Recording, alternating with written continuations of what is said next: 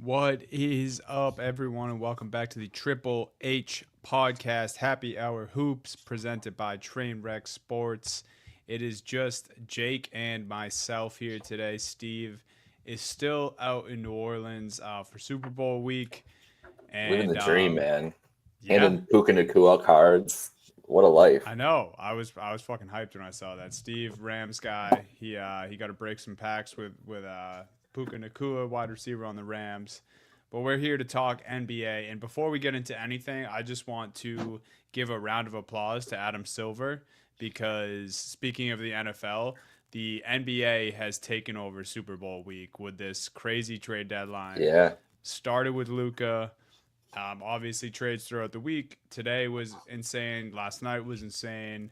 So, Jake, how are you digesting all the NBA trades? Your Cavaliers made a big move today. Huge. How are we feeling? Huge. I'm feeling good. I mean, honestly, it is from both the Lucas standpoint as a huge LeBron fan and the Cavs. I'm really happy with this deadline. I'm going to be Love losing a it. lot of sleep now with this Laker team. Now, it wasn't the same with the Anthony Davis factor. The Luca factor though is really interesting there. The Cavs, yeah, making a huge move today. To really solidify that lineup. And then there's just chaos all over the league. The graphic of Chris Middleton and Marcus Smart on the Wizards Oh, jerseys is just so mean. It's one of the meanest things I've ever seen the NBA Twitter pull off. yeah, the That team fact is going to that be a disaster. That's going to be a mess unless they the both get fact bought out, which would be a right. really interesting thing if those two guys are on the buyout market. Honestly, you look at the Lakers. Like Lakers and Celtics are going to be the teams that are going after both those guys, and it's going to be probably. I'm assuming Marcus Smart would go back to the Celtics, but Chris Middleton's definitely going to be number one on every contender's list. Like we're not done with the player movement yet. I don't think so.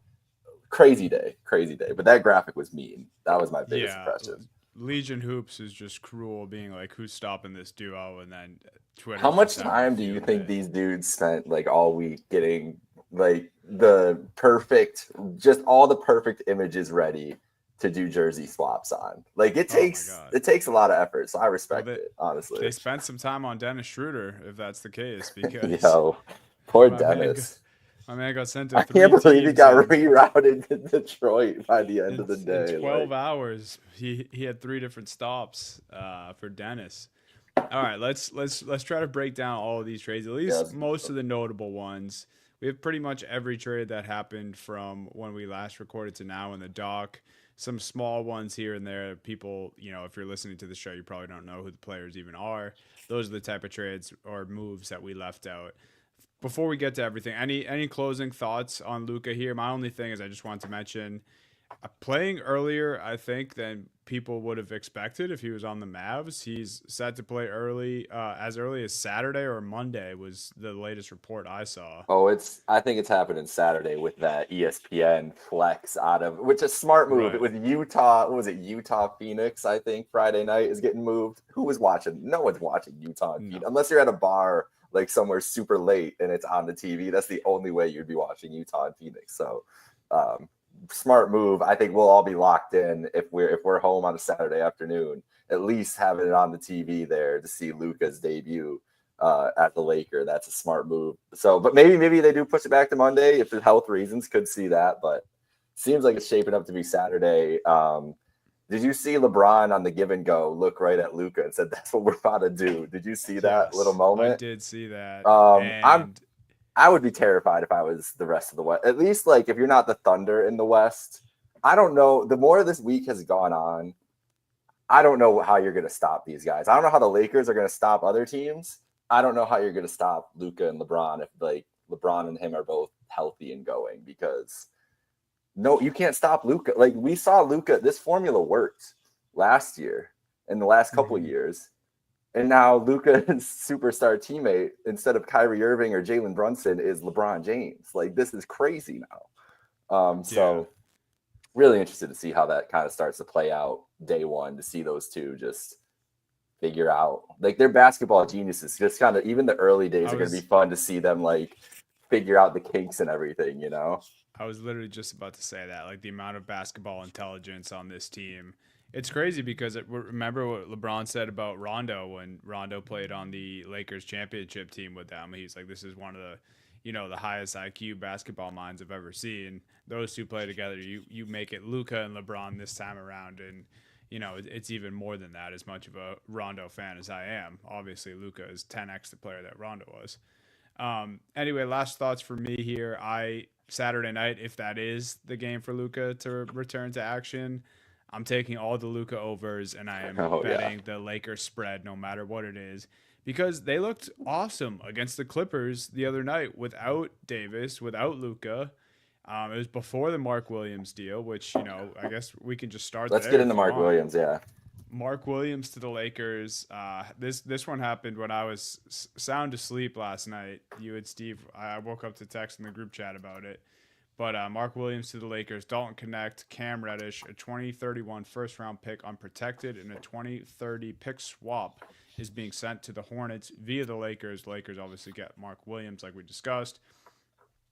I like this because it wasn't any of the centers that people were thinking. People were thinking, Rob Williams, Miles Turner, just a cheap veteran center, hopefully with a defensive mind. I saw Vucevic kind of get thrown out there. Jakob Pertl got thrown out there. But no, instead they go the young 23-year-old Mark Williams, pair him with Luka Doncic. So this is kind of a now and future move because they get a center on the younger side, but also someone who's going to play legit minutes for them now and have that kind of tandem of Mark Williams and Jackson Hayes as their centers. I wish I could remember the article or where I saw it, the tweet earlier and everything, but apparently what went into some of this decision to pivot to a guy like Mark Williams was that Luka, they started talking with Luka about what he would prefer. And he said he really thrived last year with the lob threats with Lively and Gafford when they showed up. And so at first, the beginning of the week, you're seeing like Steven Adams targeted and the guys you were mentioning, Pirtle, Valanciunas, those guys ain't lob threats. Those guys ain't jumping anywhere.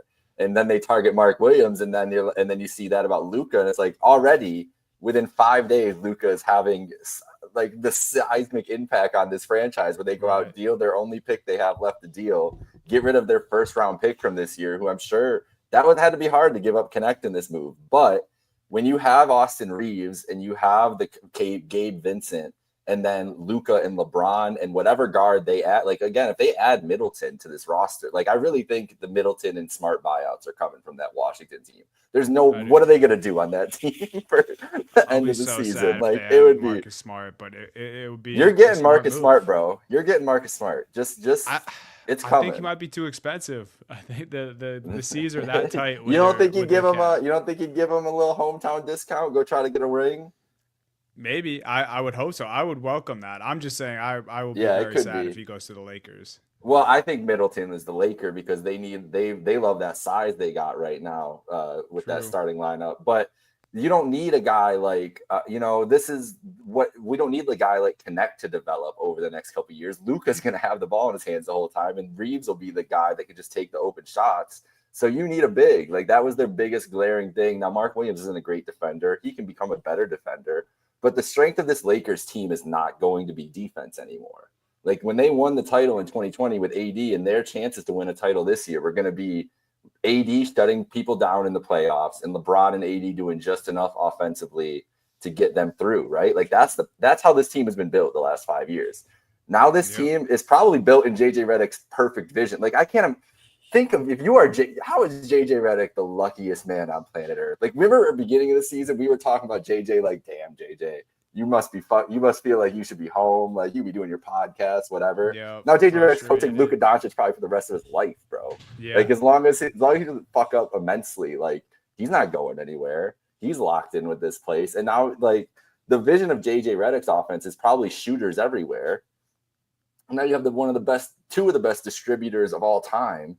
And it's just they're going to change the way that they play. Like the Lakers are going to look like a new team, I think. And I think you saw a little bit of a preview of it. And we've seen the Lakers, like they looked Tuesday, they looked incredible against the Clippers. We've seen them without AD this year kind of open up, spread the floor out. They play small. They start bombing from three, like LeBron taking all the threes and everything.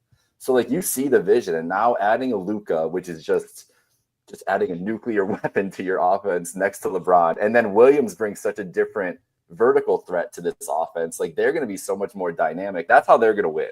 If they win the West, it's because they can outscore teams and make just enough stops. Like that's going to be their path. It's a harder path to make the NBA finals, but they could make the conference finals with this roster now where they're at. I think if we have a greater conversation about the Western Conference through this show, it's up for grabs, dude. Like you could tell me 7 teams are winning the West this year and I could believe you.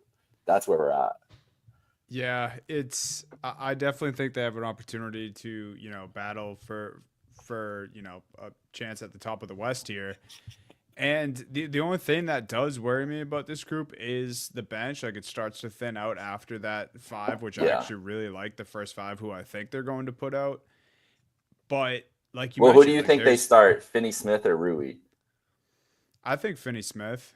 Yeah, that's what I'm thinking too. Especially because he's played with Luka, just to give him that like comfortability. Yeah. And then you basically got who off the bench? Rui, Hayes, Bronny, Gabe Vincent, probably Middleton. Like I'm seeing like some buyout guys. That's what I mean. But yeah, the buyout market. My one counter to that is they have to stay healthy, but you only need 8 guys. You only need your Boston Celtics have like 7 guys that are going to play in the playoffs right now. If we're being real, like that's all you need. So the Lakers, if we're looking at best 7, best 8 in the Western Conference, it's tough to beat this lineup. I mean, having LeBron and Luka. It's ridiculous. Like I just can't believe they did this. I can't believe the league. And they still have Austin Reeves in the lineup. That's the craziest part. He could have like dominate games for them in the playoffs because there's gonna be so much attention on Luka and LeBron that Reeves is gonna have the most open shots he's had in his whole career. Yeah, legit. He's not like his scoring is probably gonna go up a few ticks there. They're going to score a lot. They're going to put up like 140 in some of these games, especially against bad teams. Like Luka's going to have like 50-point games. Bron's going to have I'm so excited to see LeBron off the ball, like for the first time really ever in his career. He's going to just let Luka cook, I think. Yeah. Because if there's one guy LeBron's going to trust to do it, it's Luka, to finally give the keys to somebody. So LeBron weaponized in that way is completely new to the NBA. Like that's something terrifying that you got to deal with from the West too. LeBron and off ball all game. LeBron not having to take the super contested late clock threes. Like now that Luka can be that guy and LeBron doesn't have to do it at 40 years old, exhausted, like doing everything else for this group on offense. The fact that like those shots are out of his hands. Obviously, he's still going to take his, but the fact that you have a guy like Luka who prefers to take those types of shots by his side, it's special, man. Whether you love or hate the Lakers, love or hate LeBron, like LeBron is going to be must see. It's gonna be crazy. I'm hyped for Saturday. So yeah, I mean, huge winners at the deadline, and still potentially move to make, like we said, like buyout options are everywhere. There's definitely guys who aren't scrubs out there. So we'll see. Where do you want to go next here, Jake? I know we haven't had a pod since, but any, like maybe a quick minute here on Fox to the Spurs, LaVine. Yeah. Did you get to watch any of that? Because I was watching the Cavs last night. Did you watch any of the debut of De'Aaron Fox? That team, they look good, apparently. So that's a thing. I think this is an awesome move, man. I can't even. Like we talked about it last week, how much sense it made for the Spurs to try to go and make this move right away as soon as possible because it's such a perfect fit and a guy like that with Wemby. Like we haven't seen Wemby with a superstar at all, so we get to see that and just they're just it's such a perfect match. And the one comment someone made the other day podcast, I think it was Kurt Goldsberry. That Fox is left-handed and Sabonis is left-handed. So a lot of the lob situations are kind of tough for them in Sacramento. Like it just is what it is. There's guys dominant hands. It's hard to do. So like the lob threat with Wemby is something they can unlock. They won by 1 point last night. I'm trying to see what Fox's stat line was, but my 13 assists, 24 points. Yeah, great. Yeah, they both had double doubles. So it was already a great start. Tough win on the road against a Hawks team that just won't go away. Like this Hawks team is a zombie Hawks team. It's crazy. So yeah, it's an awesome move for now and then for the future. There's going to be able to get another star in there if they wanted to too. Even the Levine to the Kings thing is just hilarious that Levine and DeMar are together. I saw Just a back tweet together earlier again. today that was like former Lakers #1 pick or former Lakers draft pick, Levine, DeMar, former #4 overall pick, European center, balding defensive player, and it's just the Bulls and the Kings from last year and this year. Oh, jeez. They're just the same roster. So I don't know what the Kings are doing. Like the Kings make absolutely no sense at all. But maybe Zach LaVine ends up. I don't know what's going to happen there. Sacramento is just a mess as per usual. But Fox to the Spurs, awesome. Excited to see how that plays out the rest of the year because you got to think the Kings are going to drop out of the playoff race. Spurs might jump right in there. Maybe we'll see the Spurs in a first round series. Did you just real quick on the Kings here? Do you realize how perfectly even the Kings are this season? How perfectly average they are? Well, I know they're Because 25 and 25. They're 25 and 25, obviously a 500 record. They're 16 and 16 in conference, 13 and 13 home, 12 and 12 away, 5 and 5 in their last 10, and on a 1-game losing streak. So that's Wow. the Sacramento Kings. That's our Kings recap. Wow. At the deadline. Can't get much more mid than that. That's for sure. Yeah. It's tough, man. They definitely had some promising points this year where, Sabonis is always going to be awesome. They had that surge right after Mike Brown left the building. And then, they bring LaVine in, like you mentioned, LaVine, DeRozan together once again, but a lot of mid for the Kings here. Speaking of mid, and Milwaukee fans don't get mad at me, but Kyle Kuzma is on his way to the Milwaukee Bucks. We talked about it. Chris Middleton got sent to the Wizards in this deal. This ended up being like a weird 3-teamer where Jericho Sims also got sent to the Bucks from the Knicks, and the Knicks got DeLon Wright and Cash going over to the Knicks there. Kyle Kuzma on the Bucks. What does that do for you, Jake? Dame, Giannis, Kyle Kuzma. I saw this called a big three on Twitter, so just as bad as the who's stopping this duo and the Middleton Marcus Smart, we had Kyle Kuzma referred to as a member of a big three. Yeah, it's just okay, right? Like I get what they're doing, adding athleticism, size to the wing, some shooting. Did you see? Did you see? Not LeBron. Did you see? I was gonna say LeBron's tweet because you're usually just used to say that. Did you see Giannis's tweet and delete? I did not. Yesterday, you didn't see this yesterday. No. Now maybe I got by the internet and this isn't real, but I saw it from a lot of different people. It was a red and white with an eye emoji and then a delete right away. Giannis has been saying some shit too. Giannis has been like, "Hey, Europeans in big markets, that sounds like a good deal to me. Like that's always nice." Giannis, this move, it feels, and he's not happy. Like he loved Middleton too. I don't know what they're trying to do with this. Like, does this make you think the Bucks are a better team, or does it just feel like they did something to do something? I can see what they're doing. I think they wanted more youth. I think they wanted more athleticism, and obviously Middleton wasn't giving them that. A little more size just in that starting lineup, presuming Kyle Kuzma will start. But other than that, I would imagine. Other than that, like, did they improve? I don't know, because I think this team would have needed more than a Kyle Kuzma move at the deadline. But I also don't know if Portis was rumored in so many deals. Like, I don't know how they didn't get Portis off this team.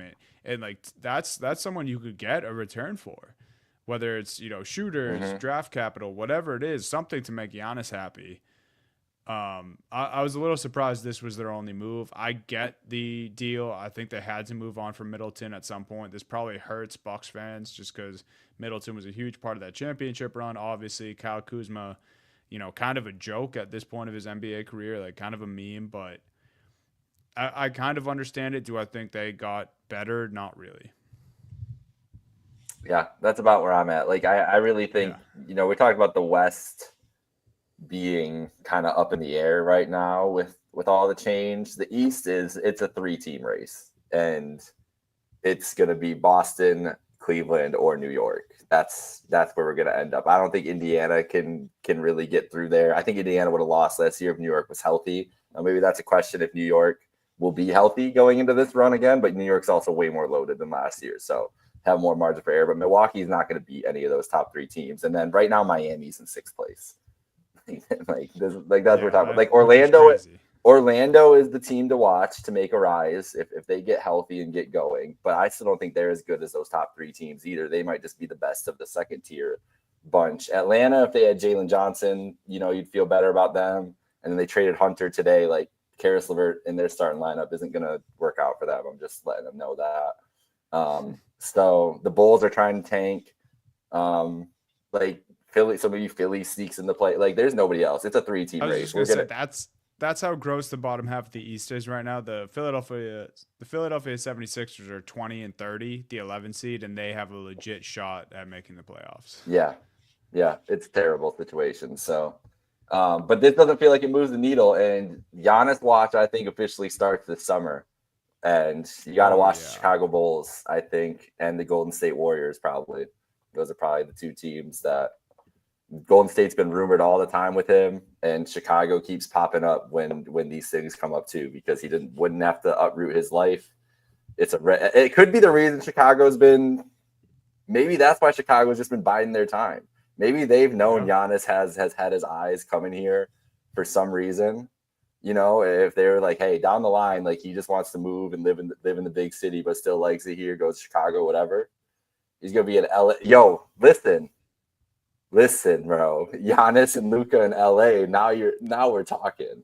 That's. God. I mean, you have to think about that possibility though. Like if he does leave Milwaukee at some point, and he's like, I want to go to LA. Who's going to say no? I'm sure the Lakers are monitoring that situation. I'm sure they are. That would be the most ridiculous tandem in NBA history. Like if it's Shaq and Kobe or Giannis and Luka will be a discussion we would have for the rest of time. That's a scary thought, Raheem. I like it, but it scares me a little bit. I don't know, man. Yeah, Giannis has to be pissed, right? Like this is the Dame thing. Just obviously still hasn't worked out the way they thought it was going to. Yeah, it's tough. And you just think about them in the East, like the top 3 seeds. Like, the Pacers are ahead of them right now. Sure, the Bucks could beat the Pacers in a 7-game series. I just don't see them being able to hang with New York, Boston, or Cleveland at this point. Yeah, they would have a lot of trouble.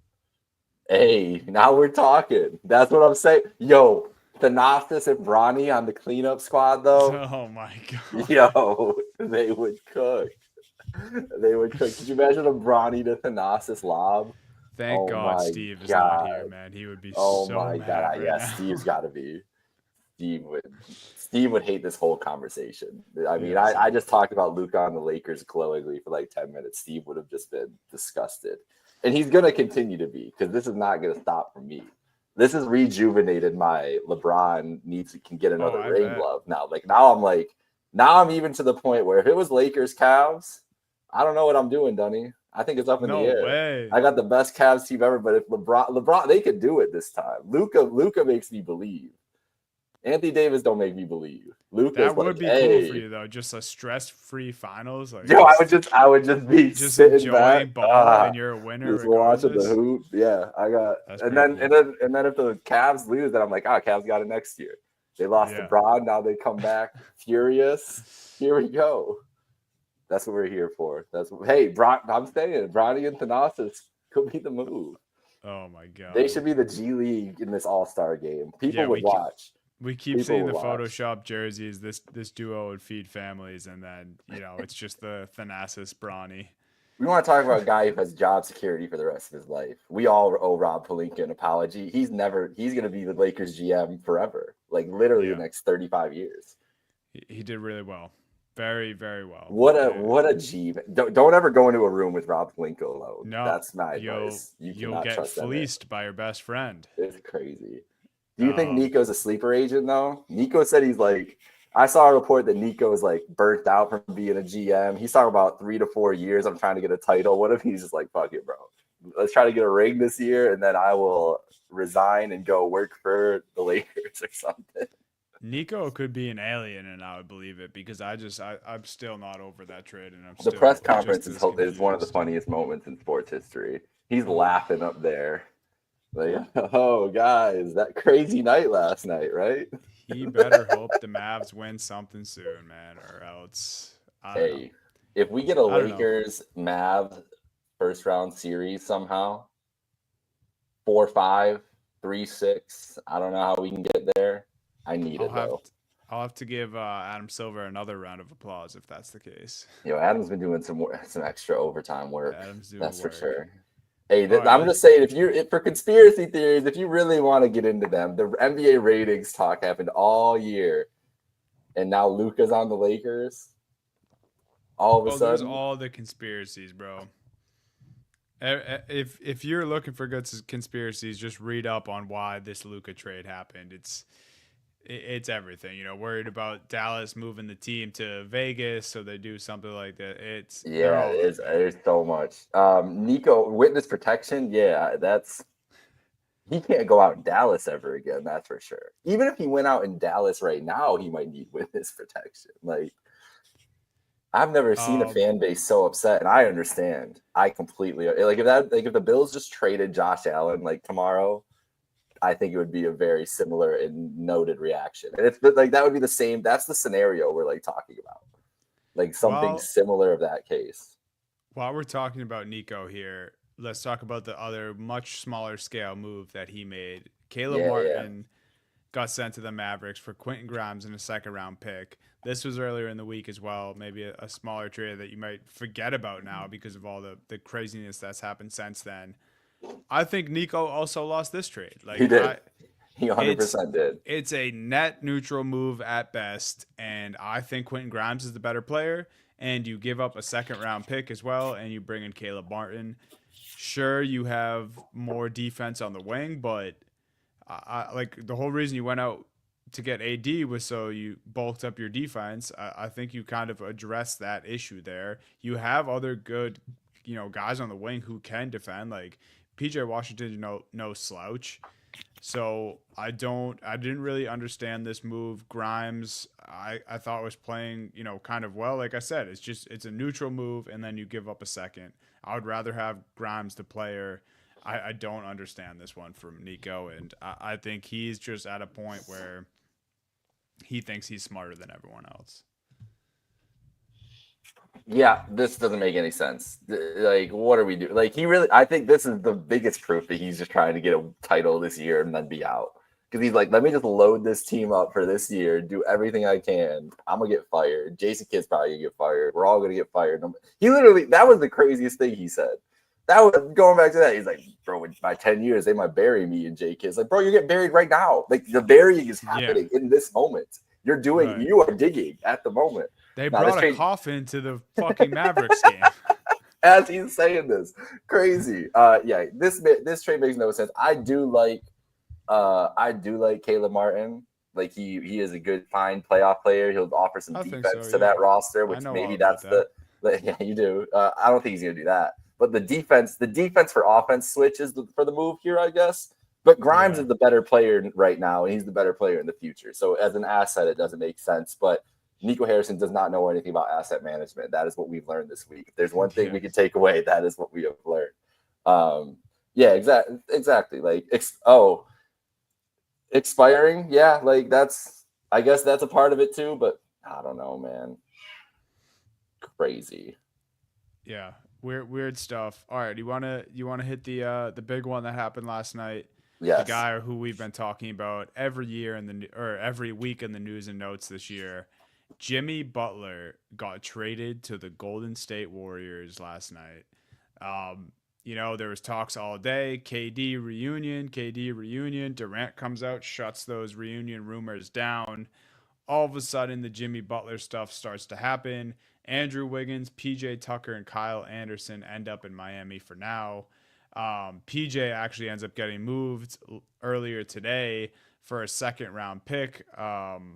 and a second round pick, excuse me, to the Raptors for Davion Mitchell. So everything that shakes out for Miami here, you end up with Davion Mitchell, Andrew Wiggins, and Kyle Anderson. Dennis Schroeder ends up in Detroit, who we mentioned at the top of the pod. Shout out Dennis Schroeder just getting traded 3 times in the span Hope he of didn't 12 like sign hours. any leases or nothing, I anything. know. It's tough, man. And then, yeah, Jimmy, also a guy who, I thought we were hearing was not going to sign an extension with the Warriors.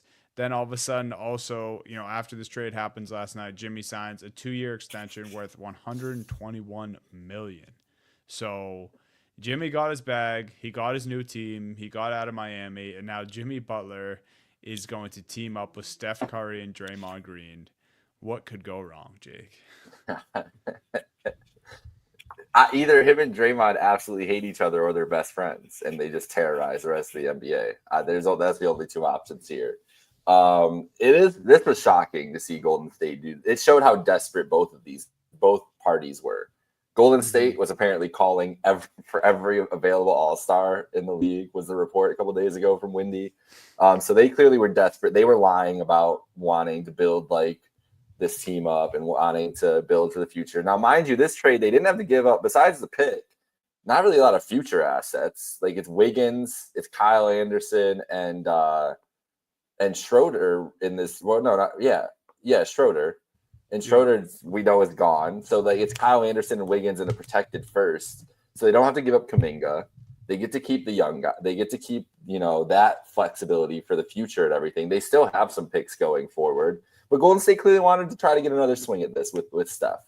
And this was the biggest move they could make. They tried for Durant. Durant didn't want to go there. The whole Durant thing and saga was crazy this week. And so they settled on Jimmy. It's a good move. I think basketball-wise, Steph and Jimmy in a playoff series is going to be a bitch to like try to take out. But this team isn't great. It's not like the team's great around these guys. So, and how healthy and how much are we going to see Jimmy Butler play this year? I'm sure but I really don't, not too worried about that because know that Jimmy's wanted to get out of Miami for, I don't know, since even the summer where we're thinking about Jimmy Butler trades and everything. So like this has been percolating for a while. So I think we're going to get a motivated Jimmy Butler at Golden State, which is a much different guy than we've seen so far this year in Miami. So that could produce good returns, but the rest of the roster around them still isn't good enough, I think. But they're going to get into a playoff spot or at least a play-in spot. And, say they play the 7-8 game against Minnesota. I'm not picking against Golden State in that scenario. But them in a playoff series against one of these top teams like the Thunder, Grizzlies, or Rockets, who apparently Windy said today that the West thinks those teams are sweet and that they're going to be able to take them. Good luck with the depth that you guys have at Golden State and trying to break down that defense. Like it's going to be really hard for this Golden State team to offensively be consistent. They don't have a lot of shooting. Like Jimmy's not a great shooter. Draymond offers no spacing. Steph's going to have to carry a lot, which he's done a lot in his career, but it's not a great team by any stretch of the imagination. Their ceiling was raised today and last night, but I still don't think they're a title contender. I'm with you. Every step of the way there. The good for this, the good that comes from this trade is I do think the Warriors hit a little bit of a surge as soon as Jimmy starts playing with this group. I think Steph's going to be motivated. I think Draymond's going to be motivated. I think Jimmy, obviously, like you just mentioned, is going to be motivated. So I wouldn't be surprised if they go on a little win streak here when Jimmy first gets, put into this group here on the Warriors. The bad, well, I don't need to tell anyone what the bad would be. If you guys want to know what the bad could be for this group, just ask Jordan Poole, Andrew Wiggins, and Karl Anthony Towns. Because Draymond and Jimmy Butler on the same team could piss some other people off in the locker room. They could get mad at each other and butt heads. These are 2 huge personalities, 2 huge egos who now have to play alongside each other. And they don't really have room to be bad. So any, negativity in this locker room, things could go sideways quick with those 2. I think that's what you have to worry about if you're a Warriors fan.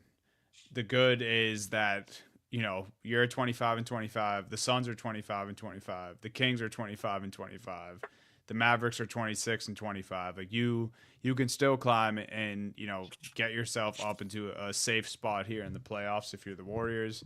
I worry about the ego and all that stuff a little bit, but Steph needed a dynamic wing to play with, and like you said, Steph and Jimmy Butler in a playoff series, most teams don't want to see that. So we'll That's gonna be see. interesting.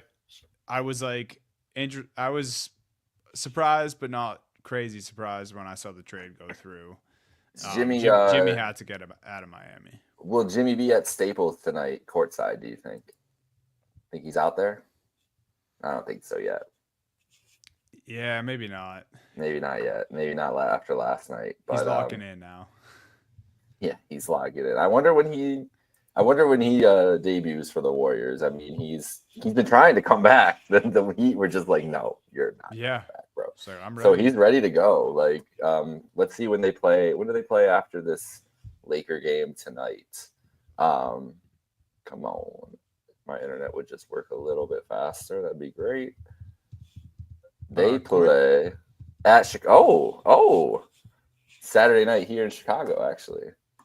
Wow, that could be a Jimmy Butler debut. One day for the Bucks. All right. Some interesting games coming up for the Dubs. Yeah, you might have to go see that, Jake. Yeah, I bet you those tickets are already crazy because Steph coming to Chicago. Sure. So, quick little note here on the Miami Heat. I think good return for them for the situation at hand. I think you get Andrew Wiggins. You get the pick in there too. They went out and got Davion Mitchell by getting rid of PJ Tucker. So I don't know. I think all these teams that we're talking about are like middling in their respected conference. Like the Miami Heat, 25 and 24. Another team that's just right around the 500 mark. You get the bad juju out of the locker room. You bring in Andrew Wiggins, who will undoubtedly help this team. Tyler Hero is still having a good season. Maybe the Bam thing was a Jimmy problem. Maybe Bam starts playing better now, but we'll see. I didn't hate the deal for Miami, considering Jimmy definitely wasn't signing an extension, and he was very disgruntled and kind of ruining the locker room. So I didn't hate it, but probably no. I really if all this shit didn't go down. Yeah, probably, but I do like the return, and this team wants to win. Like they don't try to tank, so it's one of those things where they're gonna competitive move. Yeah, they want to stay competitive right now. I agree with this. It's gonna be a weird fit for Jimmy to fit into like the Warrior style of offense. So maybe it isn't. The Spurs are a team you got like the West right now. Let's look at the play-in situation. All right. It's Minnesota 28-13, Dallas 26-25, Sacramento 25-25, probably going to drop out. Phoenix 25-25, Golden State, as you said, 25-25. The Spurs are 22-26. Like that's going to be a war, and the Clippers are 28-22. That 6-12 is going to be a battle in the West to make those play-in spots. You could tell me any combination of those teams make it, I believe you. Except the Kings. I don't think the Kings can really hang in there. But the Spurs are going to make some noise with like they are just just such a better team. They're ceiling so much higher by adding him that who knows what they look like? Who knows what Wemby and Fox look like for an extended month and a half? Like that could just turn into the best combination in the league. Would anybody be surprised if Fox unlocked Wemby and Wemby just turned into a weapon? Like we know he's a weapon, but just imagine like if this is the next stage of Wemby's offensive development as he just starts playing with a guy like Fox. That's terrifying. We don't know the Wemby capabilities at this point. So the Fox move is if Luke is the biggest win of the generation, Fox would have slotted in as the huge winner of the deadline if the Luka move didn't exist. It would have been clearing away the win. Like the Spurs are set for Wemby's future now. I think it was a record-breaking amount of players moved at the NBA trade deadline this year. I forget, it was somewhere in the 60s. Players move to different teams, but yeah, I mean, if the Luka trade doesn't happen, this De'Aaron Fox, like this is a big deal for the Spurs. I mean, we talked about it. His first game with Wemby, 24-13. Like they're ready to play together. I'm so excited for Fox to unlock Wemby's transition game too, Just three Yeah, long strides from Wemby, and he's already at the other end of the court with De'Aaron. So that'll be super fun. Yeah, Spurs, they're live. Who knows? Jimmy stuff could not work out. Suns didn't get a deal done. They could flame out. Kings, as you mentioned, probably will fall out of that 9 spot. Mavs, we intend to move up. Um, yeah, crazy stuff. Do you wanna break down your Cavs deal a little bit more here? I would love DeAndre to. Hunter. I would love to Let's break hear it. down the Cavs trade. Fuck it. The I'm jealous, Cavs, man. This is a great move for your team. the Cavs trade Karis LeVert, Georges Niang, 3 second-round picks and 2 pick swaps for DeAndre Hunter from the Atlanta Hawks, who's averaging 19 points per game this year. He's second on the Hawks in scoring. I think he's averaging like 6 rebounds a game. And just if you look at the Cavs, you look at their roster, what have we talked about for the last 3 years? They needed some sort of wing help. Like, it didn't really matter where the wing help came from. And we're talking like Isaac Okoro getting minutes in big time stretches last year. Strus is a nice signing, but Strus isn't a guy that you want to rely on. There's a stat. The Cavs are basically a 500 team when Dean Wade doesn't play. That's not because Dean Wade's like a superstar. It's just because he's the best wing they have and really unlocks what they can do offensively and defensively. And they needed a guy like that. And enter DeAndre Hunter, who is literally just super Dean Wade. Like, that's my assessment of DeAndre Hunter from watching him. Is he does everything that Dean Wade does, just a little bit better. He can shoot a little bit. He can score. He can get to the rim. He's a better defender. Like, it's the perfect guy that the Cavs needed to slot into this lineup. They have now slotted into this starting lineup, and they really didn't have to give up a lot. Like, I'm not mad about Niang going anywhere. That's for sure. Like, Georges Niang, see you later, buddy. Like, it was a good swing. I understand why Kobe Altman wanted to do it. They were trying to address the wing situation that summer. They signed Niang. They signed Strus. They said one of these guys is going to work out. One of them has. Strus is now the key reserve on this team with Dean Wade. Like, those two guys are going to have to be really good off the bench and spot Hunter and get some scoring and shooting. But the Hunter thing, he's 19.4 rebounds a game, 5 assists. I was looking at 5 rebounds and assists earlier. 46% from the field. It's perfect. It's exactly what they needed for this lineup. Let's see what happens now. Like, I mean, it's just going to the playoffs. Cavalier again. Roll the ball. He is a Cavalier again, with his fellow Cavalier teammate Ty Jerome. So that's huge. Yeah, man. As long as this team's healthy going into the playoffs, I feel really good about their chances against anybody. But the thing that is the biggest question mark, and it will remain the biggest question mark, is can Darius Garland survive a playoff series?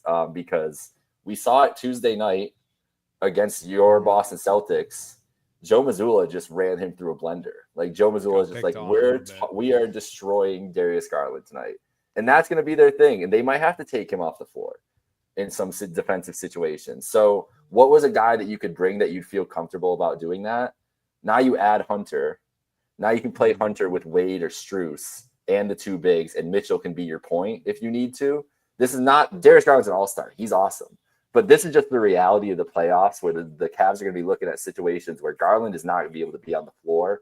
And I think a guy like Hunter, the way he can score, like 20 points a game, is nothing to sniff at in the NBA. Being that secondary scorer, and Mobley, the way he's kind of developed his game this year, that if those two can be consistent offensively, they have so much more flexibility for a playoff matchup where I feel good, where Garland can play 35 minutes and then the last 2 minutes is going to be offense defense for you, buddy. But that's his role. That's what he's going to need to do for this team to win a title, I think. And now I think they can do it. So, yeah. No, I really like it. I mean, just obviously best player in the deal by a mile. Someone who can play both sides of the ball. Someone who's just super improved. Like, I remember Hunter coming in was such a great prospect. Kind of had some dark years there in Atlanta where it's like, is this really happening with DeAndre Hunter? Yeah. Or is he kind of flaming out? All of a sudden revives his career this year, is balling out of his mind. And now he ends up in Cleveland. And I think that the Cavaliers management team definitely took a look at this guy. It was like, this guy also kills the Boston Celtics every time he plays them. Oh, does he? He tends to have some big scoring Okay. nights against the Okay. Celtics. And I have So to they take traded that. out one of those guys for another guy. They're like, listen, if we're getting rid of Levert, we need another Celtics. Yes. We need a guy who can cook, and they found it. All right, cool. And obviously, you a lot of second round picks, but I remember Brad Stevens saying this in an interview a couple years ago. It's like second round picks are assets these days, and you want to build them up. The Cavs had some to give. What would this Cavs team be holding on to those second round picks for? You know what I mean? So Exactly. you This is the window now. Like this, you're right. first in the East. You might be first in the East by the end of the year. Like this is you can win the title this year. Like you can compete for the NBA title. Like that is the roster you have. So there's no messing around anymore. Like go make the move. And Hunter, I assume, is as a guy they want around for the long haul too. So it makes perfect sense. That's the thing about this Cavs team. They are expensive now. Yeah. They are Every good team is. well into their luxury. I know, but Hunter's on a 4-year, $90 million. Now the money, like I think Levert was at like Levert and Niang. The Cavs might have actually gained some cap room on this move. If I looked at Levert and Niang's deal, but Hunter signed through for 2 more years after this too. Yeah. So this is the team for the Cavs for the next couple of years. I think that's the biggest thing out of this. This is the final piece here. They'll build around those 5 starters. They're pretty well set. Raheem said, "Who's a team not in the top 4 of the East you think can make a run?" We did kind of touch on this. I don't know if anybody could. If I had to pick out of the top 4, Milwaukee's 5. They could, or Orlando. If Orlando's healthy, Orlando goes into a series against Orlando could beat this Cavs team in a series. As much as I just hyped them up, they took them to 7 games last year. If Orlando's healthy, I would not be excited as a Cavs fan to play them in the 1-4. So that's the team I think I'd be most worried about. I think the lame answer is Milwaukee, and I know I just said at the top of the episode when we were talking about Milwaukee that I don't envision them beating New York, Boston, or Cleveland in a series, but they do have Giannis, and Giannis is a top 4, top 3, depending who you ask, player in the world. So there's always that. I think the easy answer would be Milwaukee there. Other than that, yeah, I mean it has to be Orlando unless Philly makes some crazy surge and Embiid keeps playing, but no one sees that happening. So, yeah. Nope. Lame answer, Milwaukee. Fun answer, Orlando there for Raheem. Yeah. But it's huge. I'm excited for the Cavs. I said it. It's really, I think Boston, Cleveland, or New York can go to the finals. I think that any 3 of those teams go to the finals. I would not be surprised. Somebody else does, I would be shocked. And I was talking shit about New York early on. They've turned it up. They're disgusting. They're going to be scary in the playoffs. I really hope you have to play them in the second round. I would much appreciate that series happening and then facing the winner of it. That would be much preferred, but we'll see what happens. The East it's going to be fun though. Like having those 3 teams at the top, it's going to be a war. You don't think Toronto is a sleeper pick now with Brandon Ingram? Hey. Nah, you know what Toronto is? I saw that starting lineup graphic with it's him, it's Scotty Barnes, it's RJ Barrett, who you got quickly and Pirtle. Probably. Yeah. It's literally just like the trades you can make if you're a bum team in 2K and you just like do trade requests, like just do fine trades to get good players over and over again. Yeah, that's the roster you would end up. The players that like no one actually wants in the game, but they're like, he's pretty good. We'll give him to you for a bunch of picks and stuff. Like the Raptors just kept churning those trades out, and that's what this roster ended up with. And maybe they'll be like a 7th seed at some point in a couple of years, but. How are RJ Barrett, Brandon Ingram, and Scotty Barnes going to play together? Like in theory, I think it sounds good, but we've seen these guys play basketball. I don't think they fit together at all. They're all too similar to the same guy. Like RJ Barrett and Brandon Ingram ain't going to pass to each other once, ever. No. And Scotty's probably the most dynamic out of them, but he hasn't flourished like people thought. I mean, there was Scotty Paolo conversations last year, and I know the Magic have kind of been on a skid and haven't been great since Paolo's come back. But I mean, those got put to rest with the first month of the season this year. And Ingram, I mean, I don't know if I get it from the Pelicans. like I understand that, they needed to move on from someone. It's a lost season for them, and it's mostly due to injuries, which sucks. Yeah. But like DeJounte Murray's out for the year now. Everyone was hurt for this team to start the year. They bring in Bruce Brown, Kelly Olynyk. They got a first round pick and a second round pick. So they get some draft capital there. But then they said, Zion and CJ McCollum, they weren't planning to move kind of closer to the deadline today. So they weren't ever planning on moving Zion. It seems like they're still holding on to that chip and hoping it works out. But yeah, Ingram to the Raptors. I mean, I don't know. They're just as confusing to me as they were yesterday. And Bruce Brown, man, like this, he needs to go to a contender again. He was so fun on the Nuggets. He was such a big part of that Maybe championship he'll get run. bought out, honestly, Yeah, because isn't he an expiring deal? I'm pretty sure. So I think he is. that would be another team that all contenders would be trying to get. The buyout market's going to be fun. This Raptors team is going to be fun. I'm not trying I like they are now the ceiling's higher. I see the vision of what they're doing, but I just think we just talked about the great teams in the East. That roster they put together is not going to touch one of those top three. So, and you're kind of stuck with this team unless like that's what I mean. Like if you were in 2K, you would just package Brandon Ingram and RJ Barrett together now for a bigger trade to put next to Scotty Barnes. But that's not how the real world works. And so now we're just like stuck with this roster that's going to be like good players, but don't really fit together and not good enough to kind of move unless they really believe that Scotty Barnes and Brandon Ingram are like a potential like Tatum and Brown duo. Like that's the only reason that you make this trade. And I don't think that's the case. No, I just don't. Very, but I think everybody is strange. kind of chasing the Tatum and Brown duos. The bad teams are just looking at wings and like, let's just bring them in. Same with Kuzma. Like, hey, Kuzma, the athletic wing next to Giannis. We'll be able to handle the Celtics. Yeah. I mean, that's why the Cavs go out and get DeAndre Hunter. The only reason the Cavs need DeAndre Hunter is because they can't stop the Jays. And they need some wings. True. So you guys present a lot of problems for a lot of teams there. And I think that influences the Raptors, who ought to play you guys a lot in that Atlantic division. It's tough. Yeah. We'll see with the Raptors. Strange. Kelly Olynyk, the Canadian native, goes out That's of Canada. tough, man. I was so excited for him when he signed too. I was like, damn, good move, Kelly. Going back home. Now he's got New Orleans. What I think we gotta investigate them though. Like, why are they always hurt? Everybody's always hurt on the Pelicans, bro. It's nuts. They need some new trainers, and so do the Dallas Mavericks. Yeah, the Mavs need everything. I'm sorry, Mavs fans. I couldn't even imagine this week. I would be so furious. I would be so mad. Like Steve really like. I know Steve. It's bad luck for Steve that this happened, but he also is a very lucky man. You would agree with this. I think he's a great gambler. Generally has good luck, and his luck worked out that he did not have to be on this last show or the emergency show on Sunday and have to talk about Luke. He's gonna have to wait so long to talk about Luka Doncic, and I appreciate it. This is Josh Richardson, Chris Duarte, those are some good names. This is what the Lakers need. They do need, like, they're going to get another guard, some type of guard. And if Bruce Brown got bought out, that's who the Lakers should go after. That's the perfect guy. I agree. Wearing his cowboy hats in LA. Oh my God. I just can't believe,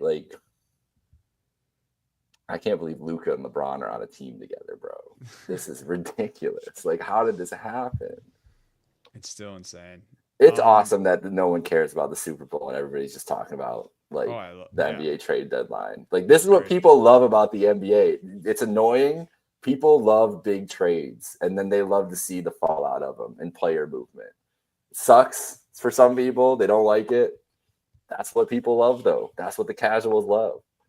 They love the idea more. They love the idea of Luka and LeBron together more than they like actually sitting down and watching them together. Oh yeah, people just want to send the the Instagram post with the, like you mentioned, the jersey graphics and just send it to their buddy. Like, more people will send around those graphics with the Photoshop Luka jersey, and then they actually watch the game. Like, that's what happens here. Casual NBA fans love the chaos also. That's why these type of deadlines are awesome. The Durant rumors all throughout, which I know we touched on Durant. a little bit, but obviously the whole like there's a part of what was that? There's a part of yesterday where I was like, oh, Durant's going back to the Well, Warriors. The here's the thing: is like all the reporters and even like some other guys that aren't reporters were like tweeting like eye emojis, and some dude that I followed like Trayvon, who used to do the Athletic podcast, and he's like in the sneaker business, like tweeted like just announced the trade already.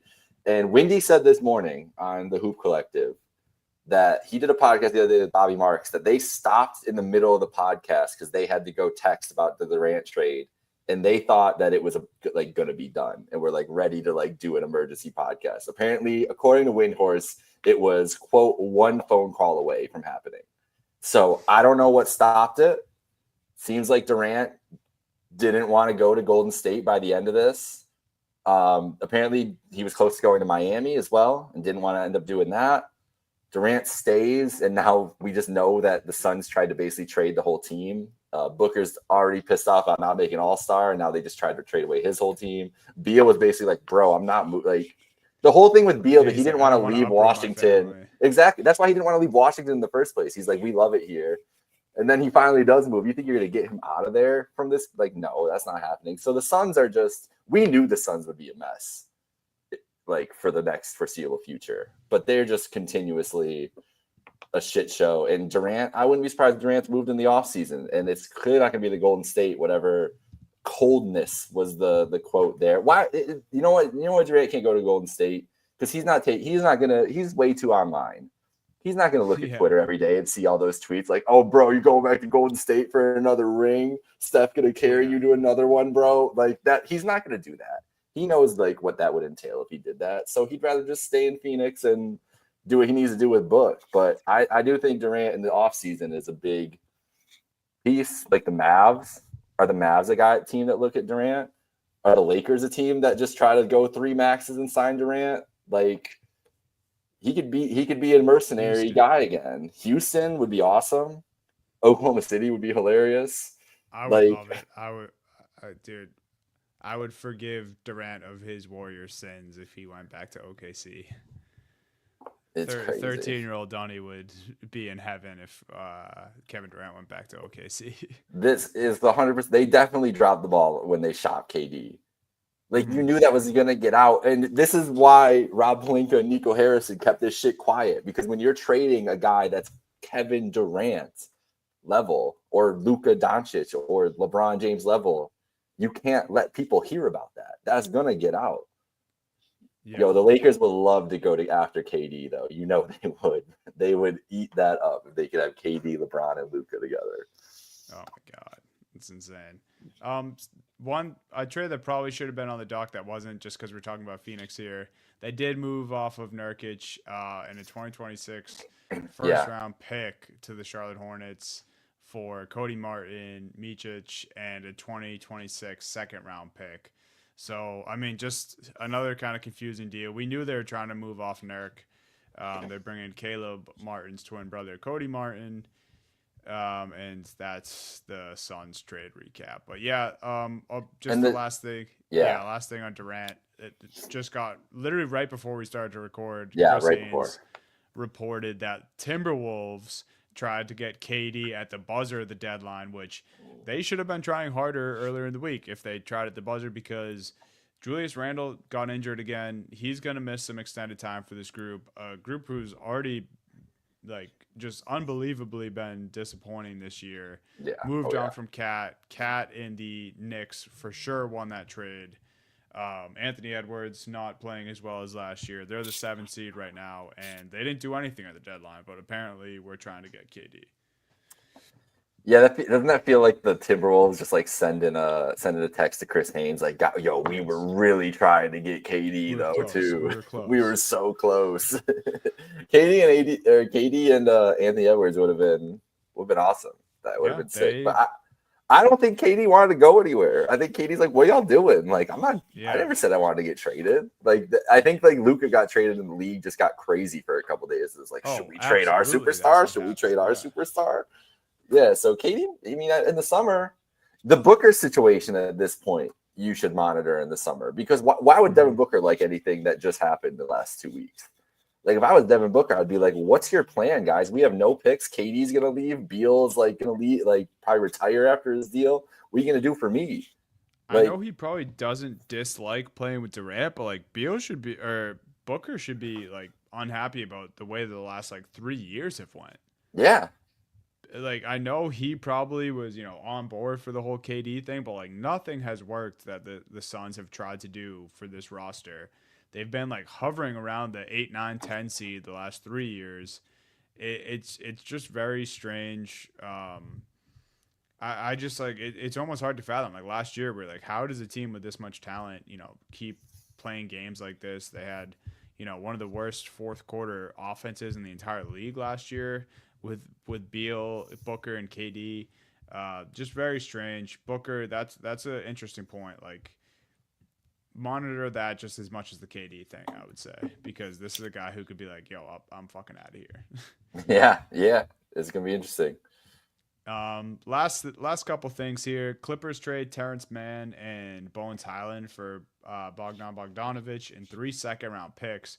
So Clippers obviously just looking for a more consistent scorer there, a better shooter. I Yeah, really, really like Terrence Mann. me This is a too. guy who had some big moments for the Clippers, especially in the playoffs a few years back. If people remember that Utah Jazz series when Mitchell was still on the Jazz, but yeah, I mean, I get it. I get it. They want more scoring is what this seems like to me, and they got 3 second round picks also. So solid move, kind of a head scratcher for the Hawks, but that's kind of who the Hawks are. So Yeah, the Hawks are gonna be an interesting team to watch this summer too. From Trae yeah, Young pairs to them with maybe they Trey. just, you know, Jalen Johnson situation, like his injury, like they just pivot to building around him? What does that look like? It can be interesting. For sure. We mentioned Marcus Smart's on the Wizards. It was part of a multi-team deal.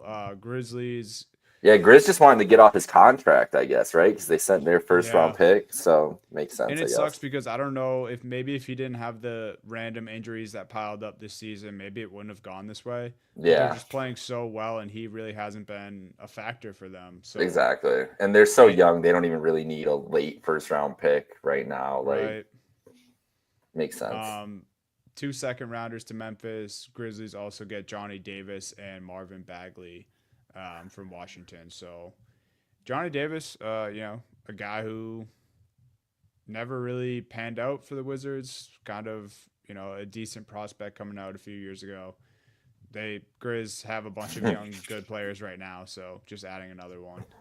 Yo, I'm sorry. I was scrolling Twitter to see if there's anything else we could mention. And did you see Perk's tweet or not his tweet, but his quote? Yes. Yep. Did I you did. see And KD? Did you? I did. Yeah. Yeah. Okay.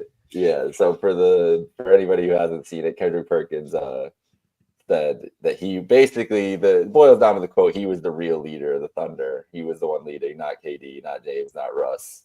And KD quote tweeted said, "I know this may be a reach, but this comment is by far the craziest shit I've seen this week," which is just hilarious for a guy who was just in every trade rumor for the last couple days. And Luka Doncic got traded, and KD's like, "Perk's wilding out here. This is crazy."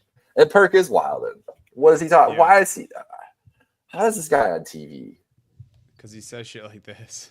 Yeah, I know. And It's he because gets we're sitting here clips. talking about it right now. We're just Because he feeding does, into it. yeah, he does the Stephen A bit, and Yo, here we Stephen A is are. running. I'm about to vote for Stephen A.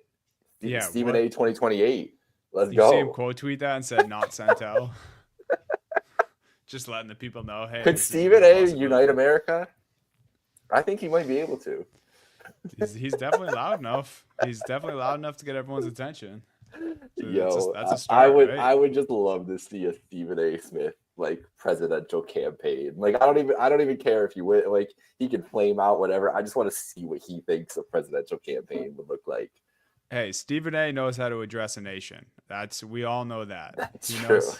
He knows Can how you to get on imagine a him getting up microphone. there like for a serious speech as president? He's like, "Listen here, guys." Like that serious, like quiet, toned down Yeah. Stephen A. voice. and just slowly gets louder and And he louder. builds it up. Yo, the campaign speeches would be fire. Weed would be. smokers, though, Probably don't want to Oh, vote for Stephen A. He might make that shit legal again or yeah, illegal. yeah, that might be Um, one executive action for his day. No so more Stephen A. legal weed. 2028 that also became a possibility in the NBA trade deadline week.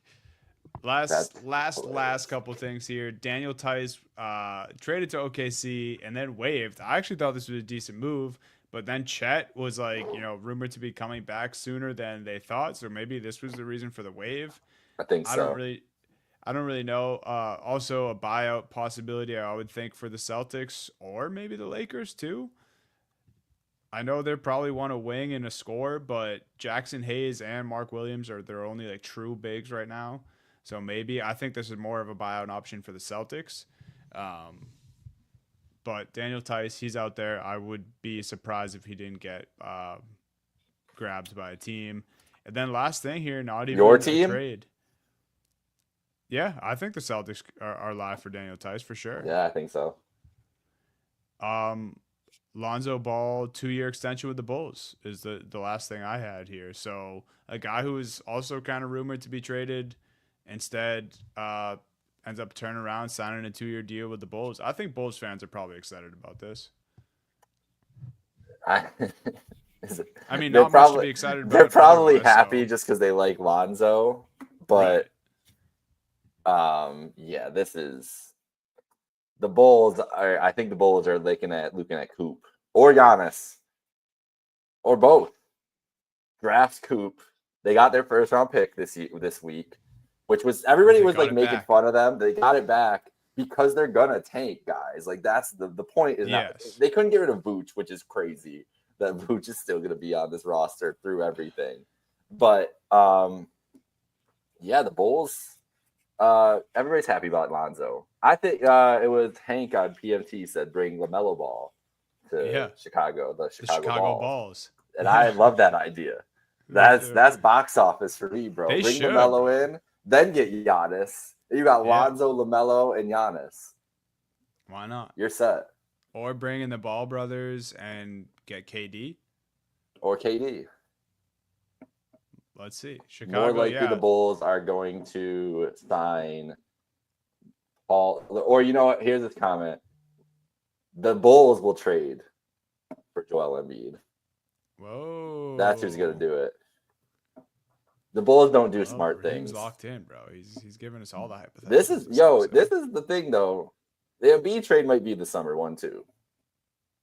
If you're Philly, what are you doing here? But who's going to want him? The process is dead. His extension kicks in this summer. It's not even started yet. Yeah, and it's 4 years. Money. I brought it up a couple weeks ago. It's going to be money that no one should want to trade for, but someone will. Who's going to do it? Charlotte? Washington? Someone really bad is going to bring Embiid in to be like sell some tickets. He's going to play like 36 games for them and then retire. Someone will. Shout out Shams, man. I'm still a Woj guy through and through, but he did a good job this week. Guy must be fucking exhausted. Yo, he crushed it, and also the fact that he had people die, like he broke the biggest trade of all time ever, and people were like, "We don't believe you, Shams." That had to hurt for a minute, but he powered through. But that's also how big of a deal that he broke. Do you think Woj knew before anybody else? It was like, I think he knew. I would like to believe that Woj knew. I want to think. Well, someone posted like Thanos sitting staring out at his farm, and it was like, this was Woj receiving the text 5 minutes before Shams about Luka. Yeah, he was. I think he was in the room with. They gave whoever sent that to Shams gave Woj a chance. It's like, bro, you could come back right now and drop the biggest bomb on the earth. Bonnie's. That would be so sick if Woj just this alternate universe that Woj just comes back for one tweet, breaks the Luka trade, and then we never hear from him again. I wish he would have done it. What? We know you knew, buddy. Yeah, that'd be awesome. All right. Just before we go here, aside from the Lakers, your biggest winner? The Spurs. Yeah. You got a building block next to Wemby, like a guy who's going to be there for the next probably 5-7 years. So huge. Yeah, I think Spurs and I think your Cavs might be in technically second, but technically third if we're counting the Lakers. But it's real. It's getting real now. That's the thing for the Cavs. I'm not excited about it. Now it's real. Now it's like now y'all gotta. yeah, Now it's now if like you flame out, heavier you're fucked. expectations. And you know it doesn't help the Atlanta Hawk allegations from your Boston Celtics fans when they literally add an Atlanta Hawk to their roster. I'm just saying. I'm just saying it's not good. I don't subscribe to that, bro. Well, no, because you don't know. I really funny. don't subscribe to it because I went deeper into the rabbit hole last night, and someone was like, Donovan Mitchell's not on this team, and then I saw like 10 tweets that were like, do we have to tell him? Which is like Donovan Mitchell's not a superstar, and I'm like, all right, guys, all right. I used to be you, and I get you, but that's just not the case anymore. Yeah, I hear you, but not so much. But that's where you got. That's where your insult Celtic fan heads are at. All the burner accounts just don't have respect for Donovan Mitchell. So no, they don't. Unfortunately, I do. If it makes you feel any better, but yeah. But if we're sitting here talking about a potential playoff series, Dunny is very confidently picking the Boston Celtics. I truly believe that. And I'm not confidently picking the Cleveland Tuesday night. I mean, Tuesday night. I needed that. I think a lot of Celtics fans needed to see that Tuesday night. I think it was a great. That was just a great game. Like if we can get fucking 7 games of that, no matter what round in the playoffs, like I'm signing up for that. Yeah, the Evan Mobley experience was incredibly disappointing Tuesday, but then last night he put up like 28, 15, 5, 4, and 3 or something like that. So you're like, you mentioned Joe had a good game plan for Garland in that Tuesday night game. I think he had a good one for Mobley as well. I think Horford, Porzingis, and Tatum all did a good job. No Dean Wade though. Mobley. I told you about the Dean Wade thing. Now I don't think you can say that anymore because you got Dean Wade or DeAndre Hunter in that starting lineup. Maybe Hunter doesn't even start. Maybe Hunter comes off the bench and finishes, like, because he's been on the bench all year. Maybe they're just like, hey, you want to be super bench scorer? And he's like, sure. I've been doing it all year. I'll take that. That'd be crazy. It's going to be, it's going to be interesting. The Cavs are all in. So now it's more real. But also, like I said, if it came down to Lakers Cavs, I'm like, if you ask me right now, I'm probably leaning towards wanting LeBron to get a 5th ring than the Cavs to win one without LeBron. It's crazy. It makes sense as a LeBron. It's so hard. Like literally, there's no bad decision. But if I'm thinking like for the long run, like if I will not like seeing tweets about LeBron losing to the Cavs in the finals for my whole life. That would hurt me. I wasn't even thinking about that angle. That would hurt my soul. About your fandom. LeBron can't even beat his own team. That's what I'd have to do. Then I'd have to defend LeBron against the Cavs or go the other way and hurt LeBron. I can't do that. So if LeBron just beat the Cavs, it'd just be like, Cavs will be back. LeBron is LeBron. This is what happens. Yeah. And I'd be happy with that. My fellow Cavs fans, friends, don't love that. You're not allowed to have that much relaxation if your team's in the finals. I refuse to grant you that. Let's see what happens when push comes to shove too. Like that's the thing is when I actually saw it that's the thing. I'm scared that if I actually see it on the floor, if this long shot NBA finals were to happen, once I see LeBron on the floor, like what am I going to do in the NBA finals? I watched this dude and cheered like harder than anything for 10 straight years. And now all of a sudden I'm going to switch up. That seems fake. But also the Cavs were the team that he was on for most of this time. Not for the finals, I guess, but a good chunk of the finals. It's tough, man. It's going to rip me apart if that happens. They're probably both going to lose in the conference finals to the Thunder and the Celtics. That's what I would, if you ask me today, that's still my NBA finals as it was at the beginning of the year. So that's what I'm more likely to experience this year. Got to go 3 for 3. It's crazy. We're in crazy NBA times here, man. We are. Team I'm monitoring most closely is definitely the Warriors. I gotta have 2 eyes stuck to the Warriors. See what's going on with Jimmy there. Yeah, Jimmy and Draymond's gonna be fun. Yeah, Jimmy and Draymond's gonna be a good time. The most interesting name we didn't mention at all on this podcast yet. Team that could win the finals stayed pat. Said, we don't need to mess with all this. Denver Nuggets didn't do nothing. And they still have the MVP on their roster. So, yeah, 32-19. Right there. Denver is the team, I think. If I'm picking a dark horse to just win the finals, I think I would just ride with Denver. Like any, They're we right already where they mentioned want to their be name. too. They are. No That's one's that's the talking point. It's about like they them. don't care until the playoffs, anyways. They love their squad. Christian Brown is good. Like he's actually good now. Yeah, and they're like, oh, Lakers, Mark Williams, is he going to be able to guard Jokic? No. Nope. Nope. We That's all deserve they care 4-5. about. We deserve Nuggets Lakers 4-5. Oh, I would love that. I would love it so Jokic much. versus Doncic, like in a playoff series again. LeBron and Doncic again. Like those two trying to take down Jokic would just be cinema.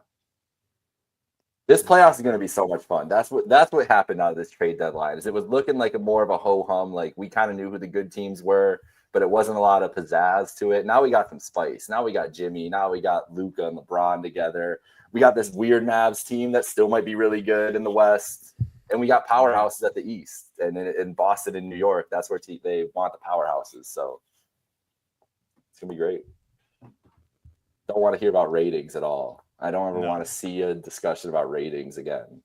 We're back. Stop complaining. Just enjoy the games. Enjoy greatness. It's this awesome. league. Awesome. That's why we say this league, because shit like this happens. Like it doesn't happen all the time. If you need a reminder, this week is the reminder that the NBA is fucking awesome.